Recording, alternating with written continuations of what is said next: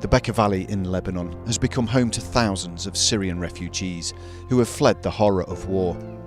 Donna Jennings, a mother from Fife in Scotland, has come to see how her charity, For the Love of a Child, can help some of the children who have been traumatised by war. Donna set up the charity as a response to suffering her own trauma when her 5-year-old son Samuel died unexpectedly. His heart stopped very suddenly while he was playing, and I literally held him in my arms as he died.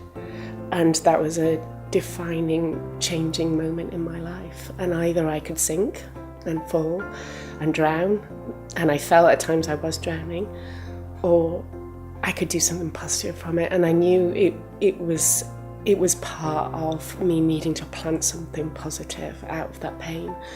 For the Love of a Child provides safe spaces and creative therapies that enable children who have experienced trauma to begin to safely process what has happened to them. We hope to help as many children as we can process a lot of their trauma, because these children are so traumatised. They've seen horrific things, and I mean their parents killed in front of them. They've had to leave everything they've known, and they're now living in dire circumstances with very little sense of hope and what the future's about for them. So we really want to help them process some of that and let them be children, give them a play space where they can be children and just play. Donna is now raising money for a project named in the memory of her son.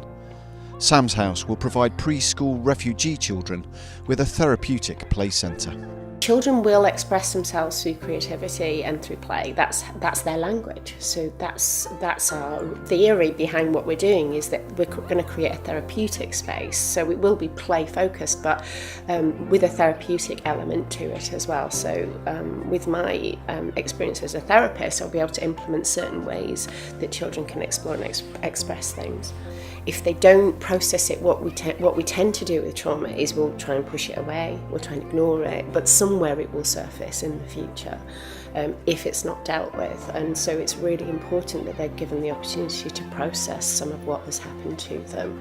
And I think if we don't get in there and do something, and we have a real responsibility to go and do something, because if we don't, there will be a lost generation. The visit to Lebanon was an emotional experience for Donna. She found that her own traumatic experience helped her empathise and connect with some of the refugee women who had suffered so much. She just started to share about losing her little boy and how he was killed in one of the bombs. And I looked at her and she looked at me, and I could see the pain in her eyes. And we just held each other and we hugged each other.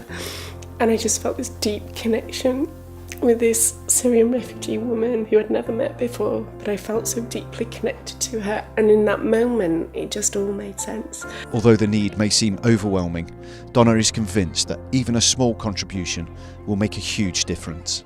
We want to help loads of children and their families, but because sometimes you can get overwhelmed by it. The needs are so massive, and you just think, what difference is one play centre going to make? Well, actually, it will make a huge difference to those children and families that we do reach, and we'd like to do more, and that's why people's contributions matter so much, because the more resources we have, the more we can help. If you would like to help establish Sam's House for the Syrian refugee children in the Bekaa Valley, please donate.